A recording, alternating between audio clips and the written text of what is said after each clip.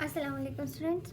अच्छा, कोलेस्ट्रॉल की formation body में किस तरह होती है, सिंथेसिस, वो हम अपनी पिछली वीडियो में पढ़ चुके हैं। ठीक है, अब जो कोलेस्ट्रॉल का पाथवे प्रॉपर है उसकी रेगुलेशन जो है वो कैसे होती है वो पढ़ेंगे। ठीक है, इसके अलावा हम पढ़ेंगे कि जब कोलेस्ट्रॉल की डिग्रेडेशन हो जाती है तो उससे बॉडी में क्या क्या चीज़ें बनती हैं। मतलब बॉडी में कोलेस्ट्रॉल की सिंथेसिस तो हो रही है, लेकिन किस चीज़ के लिए हो रही है और हमें ये फ्यूचर में क्या फ़ायदा दे सकती है वो हम पढ़ेंगे। ठीक है, अच्छा, सबसे पहले आती है regulation of cholesterol synthesis.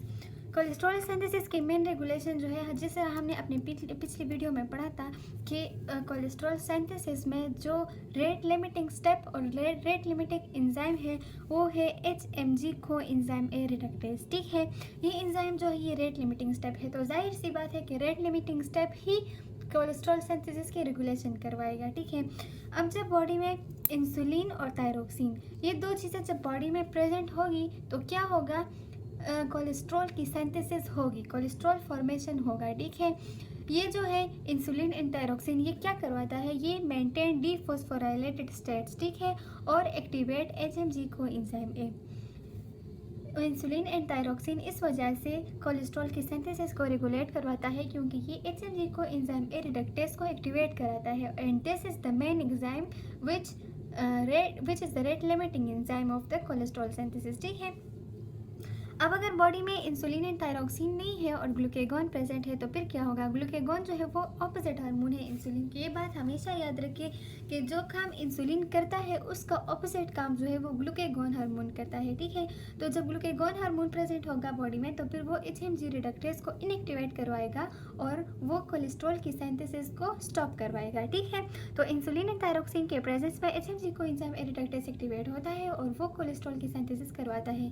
In the presence of glucagon HMG को रिडक्टेज जो है वो इनएक्टिवेट होता है और कोलेस्ट्रॉल की सिंथेसिस नहीं होती। ठीक है, फीडबैक रेगुलेशन जो है वो भी होती है इसमें। वो किस तरह होती है कि जब बॉडी में कोलेस्ट्रॉल की ज़रूरत नहीं होती तो फिर क्या होता है कि जो जीन जो ट्रांसक्रिप्शन होती है और जो जीन HMG को एंजाइम ए रिडक्टेज को कोड करवाता है उस जीन की सिंथेसिस जो है या वो जीन फॉर्मेशन जो है वो स्टॉप हो जाती है। ठीक है, तो जब जेनेटिक लेवल पे decrease in transcription of gene which is required for HMG को एंजाइम ए रिडक्टेज। ठीक है, तो जब जीन की फॉर्मेशन ही नहीं होगी तो HMG को एंजाइम ए रिडक्टेज ही नहीं बनेगा। ठीक है, और फिर कोलेस्ट्रॉल की सिंथेसिस नहीं होगी। इसके अलावा जब डाइट में कोलेस्ट्रॉल प्रोवाइड किया जाता है, ठीक है, डाइटरी कोलेस्ट्रॉल अगर बॉडी में प्रेजेंट है यानी डाइट में हम कोलेस्ट्रॉल ले रहे हैं तो फिर भी बॉडी में कोलेस्ट्रॉल की सिंथेसिस नहीं होती। ठीक है, लेकिन इसका इतना रोल नहीं है कोलेस्ट्रॉल सिंथेसिस में। ठीक है, this is the minimal role. अच्छा, अब आती है डिग्रेडेशन की तरफ। कोलेस्ट्रॉल तो बॉडी में बन गया। ठीक है, अब इसकी अगर ब्रेक डाउन हो जाए, डिग्रेडेशन हो जाए तो हमें क्या क्या चीज़ें देता है।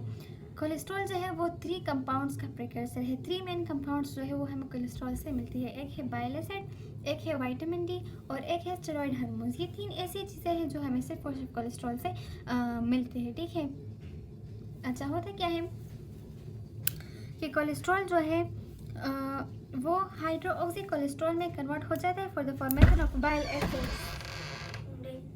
ठीक है, कोलेस्ट्रॉल जो है वो हाइड्रोक्सी कोलेस्ट्रॉल में कन्वर्ट हो जाता है by the action of enzyme hydroxylase. ठीक है, फिर हाइड्रोक्सी कोलेस्ट्रॉल जो है वो cholic acid and chenodeoxycholic acid में कन्वर्ट हो जाता है which are the bile acids. ठीक है, तो कोलेस्ट्रॉल जो है हमें तीन चीज़ों के लिए जो है वो प्रिकर्सर है। एक है बाइल एसिड जो है वो cholic acid and chenodeoxycholic acid, these are bile acids. ठीक है, इसके अलावा कोलेस्ट्रॉल जो है वो विटामिन डी के लिए प्रिकर्सर है। ठीक है, तो विटामिन डी के लिए ये किस तरह का प्रिकर्सर है कि 7 डिहाइड्रो कोलेस्ट्रॉल जो है जो कि स्किन में प्रेजेंट हो जाता है, इस पर जब यूवी रेस पड़ती है तो इसकी कन्वर्जन कोलिक कैल्सिफेरॉल में करवाता है। ठीक है, फिर कोलिक कैल्सिफेरॉल की कन्वर्जन जो है वो 25 हाइड्रोलेज एंजाइम जो है वो 25 हाइड्रोक्सी कोलिक कैल्सिफेरॉल में कन्वर्ट करवाता है। ठीक है, ये जो है ये प्रोसेस 25 हाइड्रोक्सिलेज में ये लिवर में होता है और फिर 25 हाइड्रोक्सी कोलिक कैल्सिफेरॉल जो है वो 125 डाईहाइड्रोक्सीकोलिक कैल्सिफेरॉल में कन्वर्ट हो जाता है इन किडनी। ठीक है, जो कि active form of vitamin D है। तो कोलेस्ट्रॉल एक हमारे पास जो है बाइल एसिड्स की फॉर्मेशन में मदद देता है। दूसरी चीज़ जो हमारे पास कोलेस्ट्रॉल से आई वो है एक्टिव विटामिन डी। ठीक है, 7 डिहाइड्रो कोलेस्ट्रॉल स्किन में प्रेजेंट हो जाते हैं, इसकी हाइड्रोक्सिलेशन लिवर में हो जाती है, फिर किडनी में हो जाती है और लास्ट में हमारे पास जो है active form of vitamin D जो है वो मिल जाता है। ठीक है, इसके अलावा कोलेस्ट्रॉल जो है वो स्टेरॉयड हार्मोन के सिंथेसिस में भी हेल्प करता है। हमारे पास जो सेक्स स्टेरॉइड्स जो है एस्ट्रोजन, प्रोजेस्टेरॉन एंड टेस्टोस्टेरोन जो कि मेल एंड फीमेल में प्रेजेंट होते हैं वो कोलेस्ट्रॉल से आते हैं। इसके अलावा कोर्टिसोल एंड अल्डोस्टेरोन ये भी कोलेस्ट्रॉल हार्मोन्स है और ये भी हमें कहाँ से मिलते हैं? From cholesterol. तो कोलेस्ट्रॉल की डिग्रेडेशन हमें 3 चीज़ से दे रहा है: bile acid, vitamin D and steroid hormones.